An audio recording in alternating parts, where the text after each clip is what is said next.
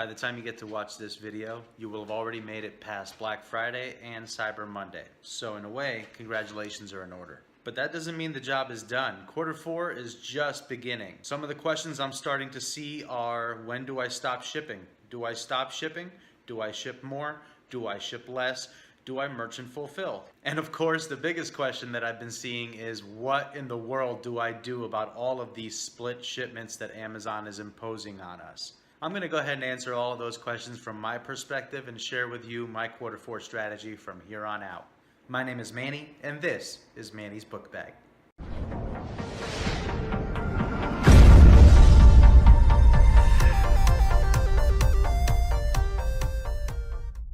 What's happening, everybody? It's Manny, and I'm back with another video. Between Thanksgiving, Black Friday, and Cyber Monday, I hope that it has been a great week for all of you, and I hope that you're ready for what's to come. Oh my God! Because it's not over. I personally never feel like I am ready for what's to come, but I can say that it has been a better November than last year, and hopefully that carries over into December.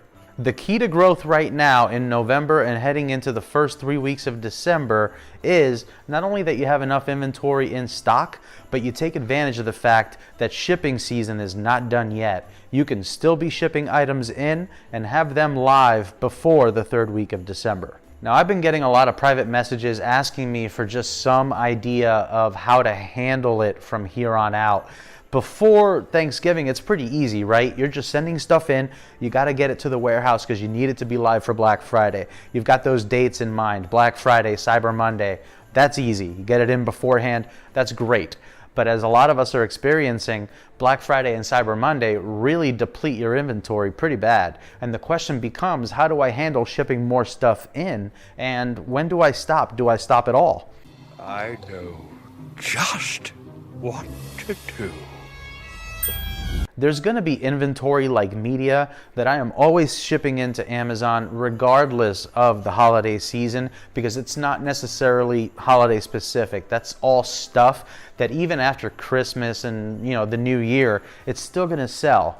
And quite honestly, you should kind of have that same mentality, because the last thing you want to do is have a great December and have everything just fall apart on December 20th or the 21st when you've got nothing left to sell and you have nothing going into the warehouse to back you up after the holiday. Here's how I handle things. I continually ship Amazon FBA items until about December the 9th or the 10th, depending on what I have seen as far as delivery times, the amount of time that it takes for Amazon to receive items. The 9th or the 10th of December is about as late in the season as I would ship an FBA item. If you ship later than about that date, and it's something that you actually anticipate to sell before the holiday, specifically for the holiday, you're cutting it really, really close, where even if it goes live, you may only have a day or two for the item to sell before Amazon can reliably ship it to the buyer. Just remember that Amazon has no control over the drop-dead dates of the different postal services.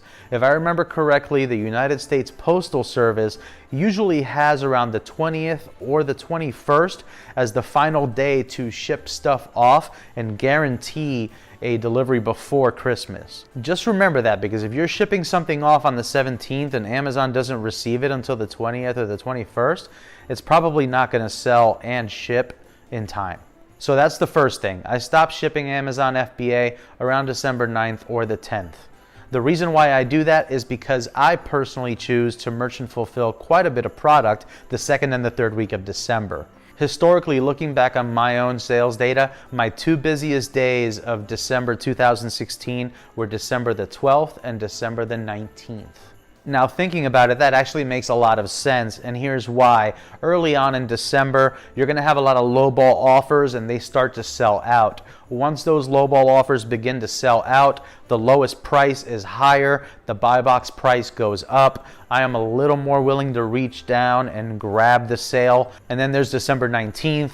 People have a sense of urgency. They have to get those gifts. They're willing to pay more money because they know they have to get those things purchased, and they have to get them in the mail because there are deadlines that the postal carriers are going to impose that Amazon can't do anything about. So after around December the 9th or December the 10th, whatever's on its way to FBA, whatever is currently at FBA, whatever's at that warehouse, that's going to do what it does. And then on the other side, I'm going to do my share by going out, doing a lot of merchant fulfilling, taking advantage of the lists that hopefully you have built by then, and just chasing toys and other giftables the entire rest of the season so that I can ship them out myself. And just keep that in mind, because if you're opposed to doing any merchant fulfilling yourself, you might want to sneak in an extra shipment or two that first and the beginning of the second week of December to make sure that you don't run out of inventory. Now, if you don't want to run out of inventory, that means that you have to ship more inventory in. And if you've been shipping inventory, then you already know what I'm going to talk about next, because the biggest topic right now that I see in all of the media groups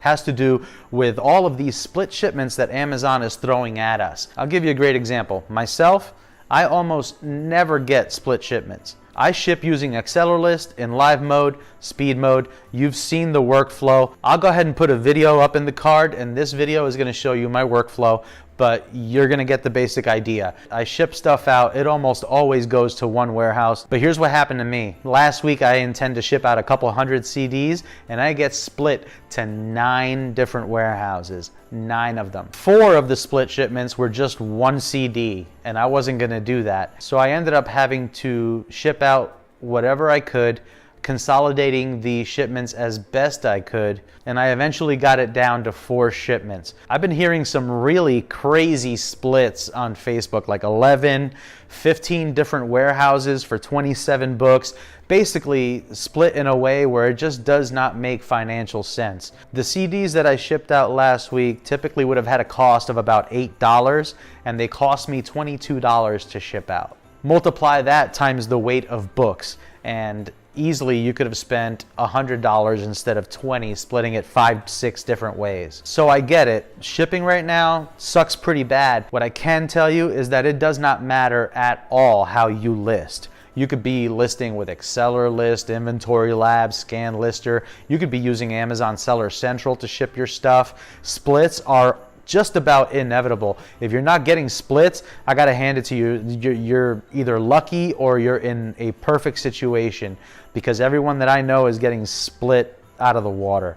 It doesn't matter if you're listing in live mode, private mode, everyone's seeing splits. So don't worry about trying to evade the splits.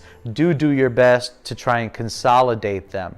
One of the things that I was trying to do, and it might be helpful to you, is those CDs that were split off into just a shipment of 1. I was doing my best to re-add them into the shipment until Amazon decided that that second one was going to another warehouse. Hopefully it was a warehouse that already had a good number of CDs going to it, and if I got it to take, then I would go ahead and accept that and delete the CD off of the other shipment.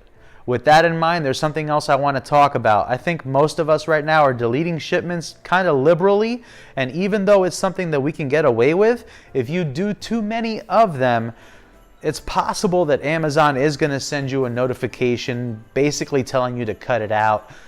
Basically just a little slap on the wrist. It is technically a violation. Amazon sees it as shipment manipulation, and it affects their workflows, so they don't really like to see that very often. Just figure I'd point that out, because we're all deleting shipments right now, but we're really not supposed to. The only other thing that I could possibly tell you that really might help you with this is to ship a lot of stuff. If you're only shipping 20 books, it's very likely that 7 splits is going to make it almost impossible for you to make any money.